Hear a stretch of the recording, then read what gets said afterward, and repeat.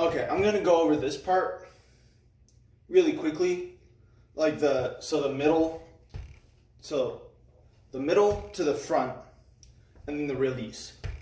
Because if you do out of the back and land properly in the middle, everything else should just happen naturally. You shouldn't really force anything, as I hope I pointed out in the previous videos. So I'm not really going to talk about that point anymore. Okay, I'm going to try not to go on for tangents, but I just like to do that. Okay, yeah.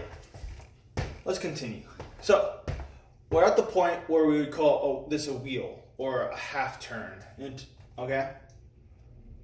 So we're at this point. Okay. We're open with our left side. Our right side is torqued. Okay. I'm not like this. I'm like this. I'm still torqued. Okay. Oh, there's also one thing I forgot to mention in getting the right down. And actually sprinting. If you actively try and sprint out of the back, you'll most likely start over-rotating and going different directions. Okay? If you go out of the back correctly, you should always go straight. Okay?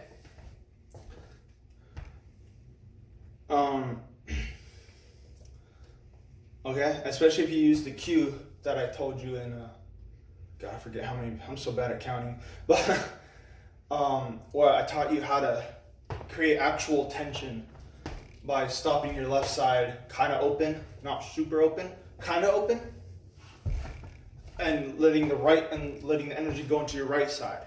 Okay, so you're here. You should automatically just land in the middle. Okay, bent, not going up, not going like super down, because you don't want to go too down. I should actually make this point. If you go too down, okay, people will be like, oh, you're using a lot more legs. But the second you like go super down, it's harder to turn, okay? It's harder to turn and you're a lot less fluid.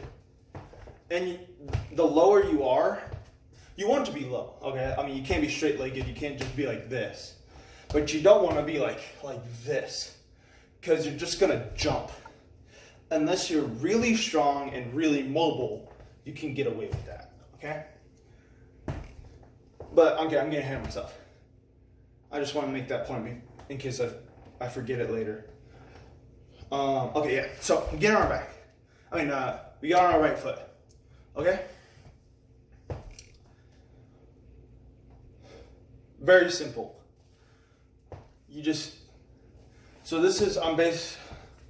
So by this point, your left foot, if you've done everything else correctly, your left foot should already be like here. Okay, so if I'm here, your left foot should already be caught up. Okay? Like this. And it's already getting ready to go and to land in the front. Okay?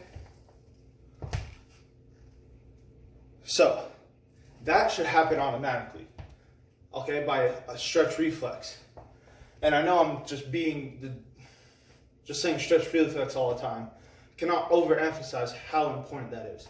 Never try and force positions. Okay? I know this sounds really stupid to say, but never actively try and don't actively try and actually move into the middle. Don't actively put your foot down like this. Okay? It just happens naturally by all your forces going the right directions and moving the right way. Okay? And this is a thing I've had to learn the hard way. Okay? I've only really started understanding these kind of concepts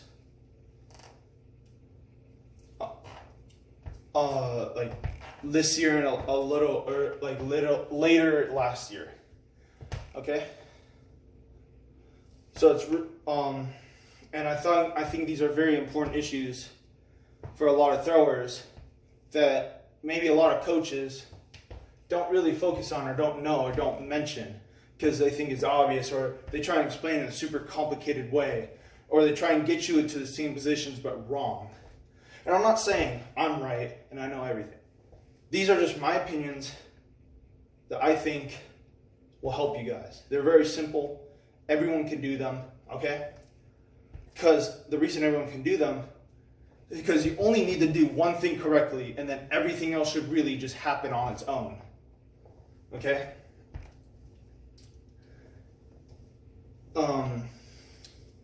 So yeah, okay, but back to it.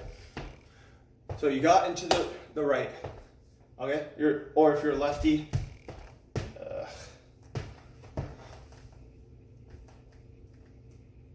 yeah, lefty. I'm not really a lefty. I don't know if you could tell, but I'm gonna demo this righty. I'm righty. So, oh, I'm sorry. There's actually one thing I completely forgot to mention. My God, I'm super bad at this. This is my first time doing this kind of video. The sweep. I did mention it in my first video. I didn't really talk about it. So I mentioned like going like this, okay? And moving the right foot if you're a right-handed thrower. Pointing the, like kind of flexing like this, okay? Like you're gonna knee someone while still keeping your foot on the ground. And what this will do is make you be wide, okay? But I didn't talk about what to do with that leg after you got out of the back, okay?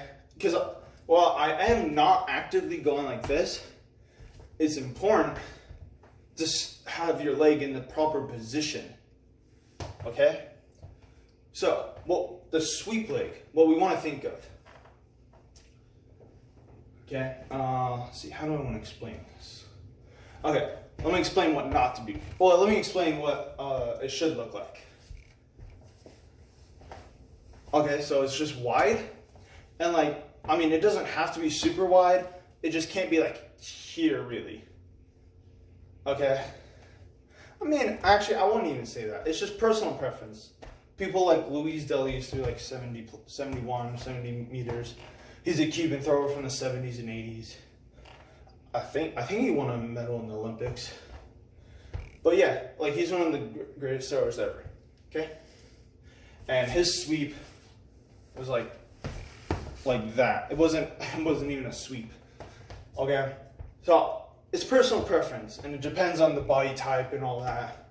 You'll see someone like Robert Harding in Alekna, well, mostly Robert Harding, who has super wide limbs, and his like leg will be all the way out here. Okay, generally, the taller you are, the wider sweep will just naturally have, just because you just have longer limbs. The shorter you are, usually, I would not like. So if I was like coaching you, I would not like your leg to be super like this. I would want you to take advantage of your short limbs and try and go quicker. That does not mean go like this into the middle like that and lead with your knee. It just means like keep your sweep kind of lower, like someone like Hoffa or like Anthony Washington. Okay, there aren't many short discus throwers that I can think of out of the top of my head. I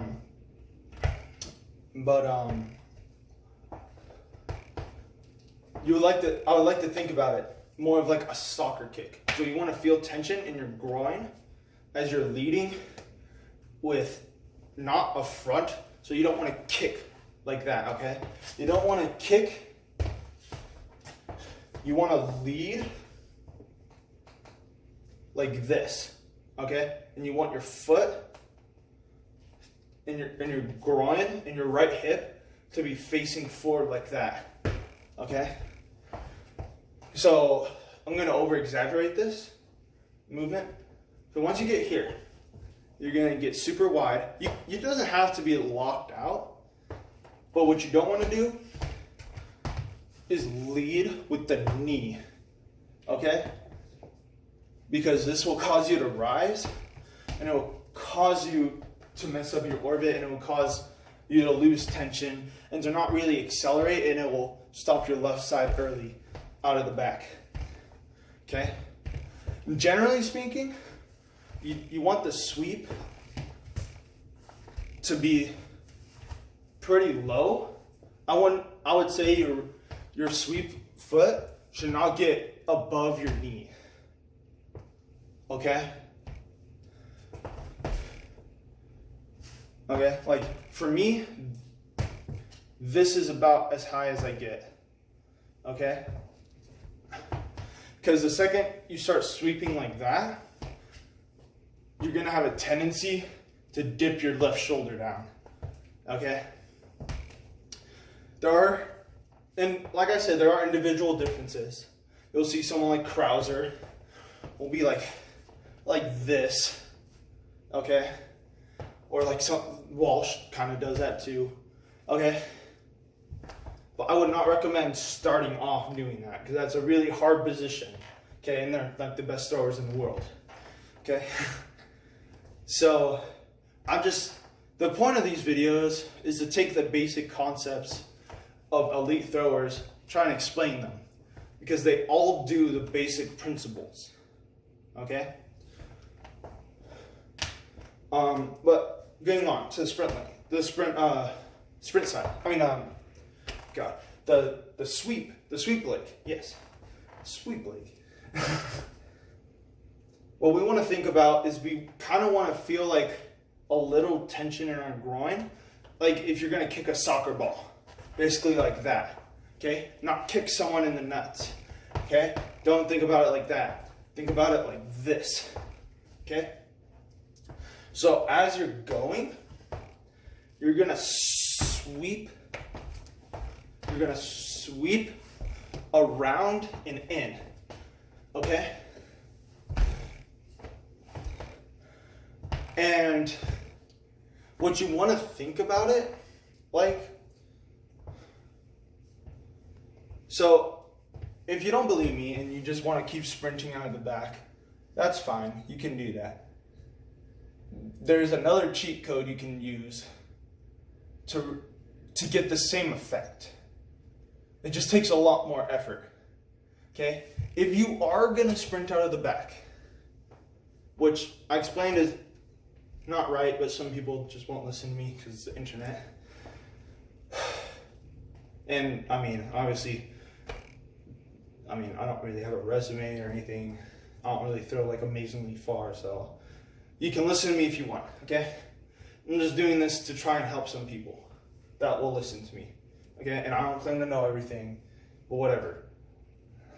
These are just things, my philosophies and what I know, my opinions, that are just, shared by like Vastinus Dyson and Alekna's coach and Ryan Krauser and, all these elite throwers, but whatever. I'm sorry. I might cut that part out because, sorry. Let me get back on topic. Yes, the sweep leg. The sweep leg. So, as I've said, you want to think about it like this. Oh yes, I'm sorry, the cheat code. So if you are going to sprint, okay, and you're actively going to sprint forward,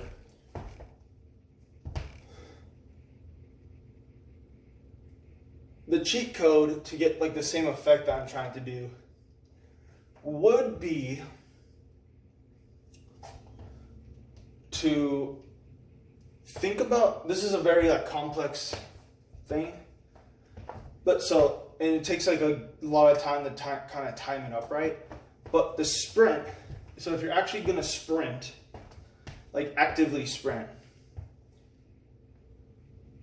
to do the hip curl and to actually get rotational forces still, you want to think, and so you don't go too far across the ring, is you want to think sprinting the second, so the second your left foot leaves the ground, you want to think about hip curling and having this motion. You want to think about it like you're doing it almost like towards you. Okay? Like you're trying to make your right hip stop you from going forward. Okay? What this will do is create a tremendous amount of force, but it also takes a lot more energy to do. Okay? It can make you have more torque. It's just a lot less consistent, and it will take years to learn. Okay? And actually do correctly. And it's a very complex concept, and you might not get it just for me telling you. You need to actually try it and feel it.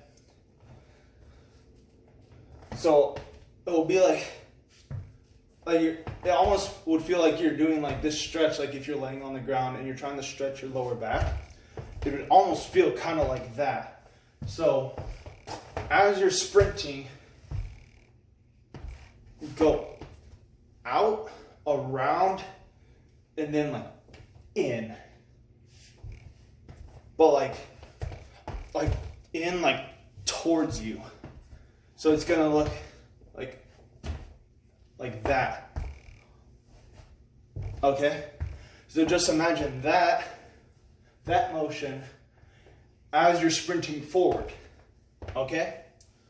So this will give you the same effect that I'm trying to teach you using the other philosophy without making you go across the ring. Now, this is a very advanced thing. I would not recommend beginners try this. Even a lot of intermediate throwers shouldn't try that. Okay?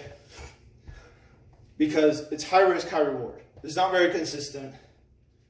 It can produce a big throw once in a blue moon. Okay? And you honestly can't really practice it for very long because it takes a lot out of you. I'm already out of breath. But I'm also fat. So whatever. But yeah. God damn it, I keep going on these tangents and just making these videos super long. I'm really sorry about that. But I just get so passionate about all this. And I see a lot of dumb people in the world, internet, that don't explain this stuff right, in my opinion. And it confuses a lot of throwers. Okay?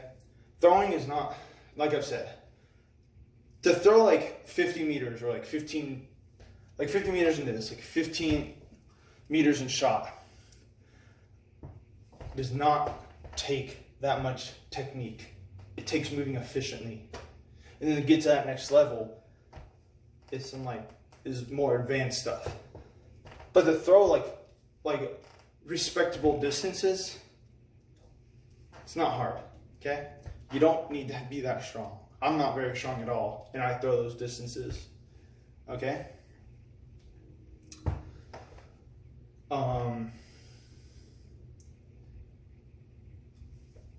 But yeah, okay, so I've explained, damn it, okay. I guess I'm going to explain the finish and the middle to the front in the next video, because I've talked too long. God, I just keep doing that. All right, well, see you